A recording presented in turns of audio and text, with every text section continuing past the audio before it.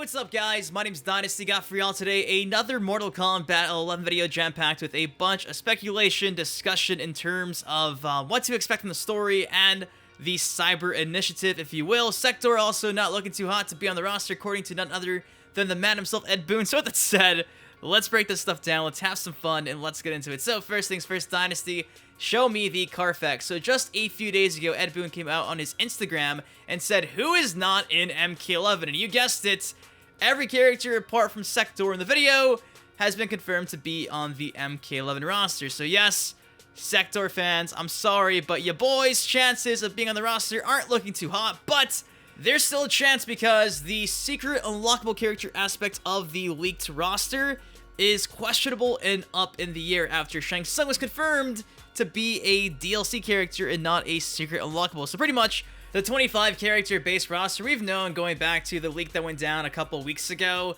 that seems to be pretty much 100% accurate, but there is this other section of the roster that belongs to the quote-unquote secret unlockable characters. It had Shang Tsung, Shinnok, and Mileena. Obviously, Shang Tsung is a DLC character, so at the very least, there's an open spot for one more character to be a secret unlockable. Could it be Sektor? Maybe. Could it be Rain? That seems more likely. We don't even know if Shinnok and Mileena really are the unlockable characters. We don't even know if it's 3. It could be 4, 5, 6, 7, 8, 9. We don't know. We really don't know because this roster leak seemed legit, but now it's up in the air. So Sektor fans, I'm sorry. Just be patient. Wait and see. The good news is, seems like we might get a Cyber Ninja, but it might not be one that you were expecting.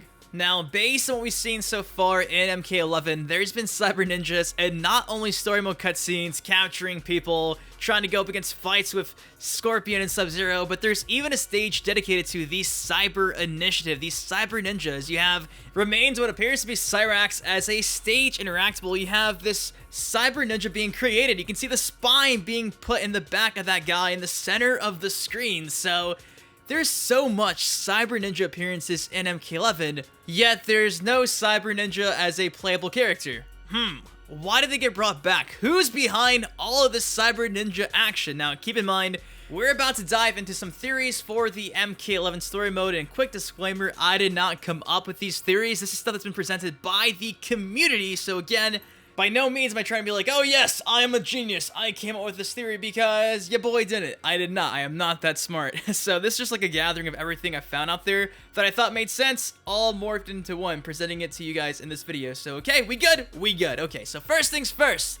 If you notice inside the trailers, the cutscenes for the story mode, you can see, based on the attire that the Cyber Ninjas are rocking, it's blue, white, and gold.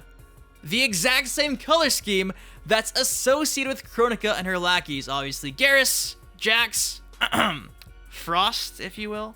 So yeah, like you'd think, it makes sense, right? Kronika's behind them, right? Now, this is where things are about to go crazy, wild, and if you haven't been reading up online, you're gonna lose your mind. So not only is Kronika behind this, but remember the story mode trailer where we saw Frost behind Kronika? With Frost now all but confirmed to be working alongside Kronika based on her allegiance there alongside Garrus and herself there in the trailer, maybe she was given an offer that she couldn't refuse. Full control of her own cyber clan, a la the Cyber Initiative 2.0. Now, this isn't something too far-fetched when you think of exactly the type of person Frost is, going back to the old timeline, the older games, the 3D era. Back in the day, Frost is trained by Sub-Zero in the OG timeline, and she's his protege. Thing is, though, is she's young, naive, arrogant, and ends up thinking that she can overthrow her master and be in charge of her own version of the Lin Kuei. Sounds a bit familiar, right? Now, she does grab Sub-Zero's Dragon Medallion, and she ends up freezing herself to death. Sub-Zero grabs her body, carries her back to a Lin Kuei temple. She wakes up, she's like, wait a second, did Sub-Zero leave me here to die? So even though he saves her life, she's still mad, kills everyone in the temple she finds, and Sub-Zero ends up seeing that and just like freezes her alive in hopes that one day she'll change. Now, that's the OG timeline Frost. Current day timeline really isn't too far off. Now, back at MKX, she's Sub-Zero's protege again, and she makes a cameo in the MKX story mode when Scorpion is beating a Sub-Zero at the Lin Kuei temple. Now, Frost assumes the worst, and she charges Scorpion, eventually getting freezed again by Sub-Zero, who mentions that she lacks judgment. So, like the OG timeline, she's again naive, inexperienced, lacking judgment. Frost has always just craved power and control. So, This is something that I'm not surprised could be going on. Not only that, but she'd be betraying Sub-Zero again, aligning with this big bad, something that's pretty much essential to her story at this,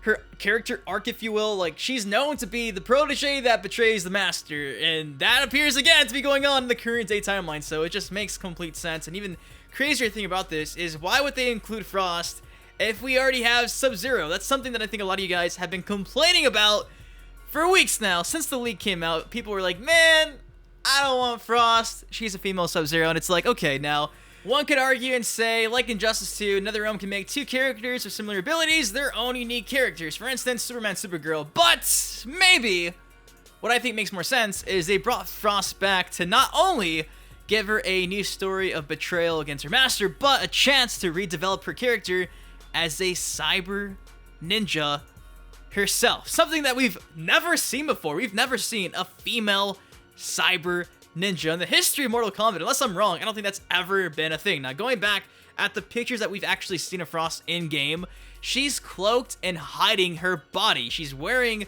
this gigantic, of course, white, gold, and blue cloak. Now, why is she doing this? It's been suggested that maybe this is because her body is now cyberized and she's become a cyborg herself.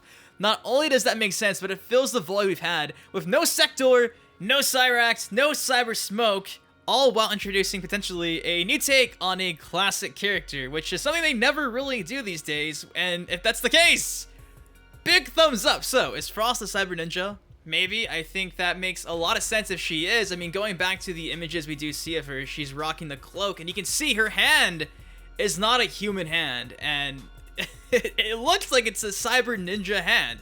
And all you can see is her mask. Now, going back to the image of her in the roster leak, she has no hair whatsoever, so seems like from her mask down, she's going to be cyberized, but her actual face itself will be human, which I think is a great new take on the cyber ninjas as a whole, because typically speaking, Cyber Ninja, Sektor, Cyrax, Cyber Smoke, they always are rocking a actual, like, Cyber Ninja helmet. So the cool thing about this is it actually will show you, like, the drastic change that she had to go through. She's gonna be looking like a test experiment, kind of, sort of, man, and it's gonna be crazy because she's right there. She's human, but not really, because, like I mentioned, from the mask down, she's a Cyber Ninja. Now, the cool thing about this as well is you have skins in MK11, so you could give her, like, a human skin, maybe, like, her Deadly Alliance costume, her alternate from Deadly Alliance as well. Like, you can have potential there. You can have the full-fledged human Frost from back in the day with, like, hair, not a shaved head, and then you can have, like, current day Frost where she's cyberized. And I mean, in the background of the stage, there's even, like, a blue Cyber Ninja being created there.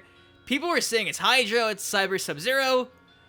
What if that's Frost? What if this is Frost in the middle of, like, one of the story mode cutscenes, just she actually gets completely transformed and turned into a Cyber Ninja?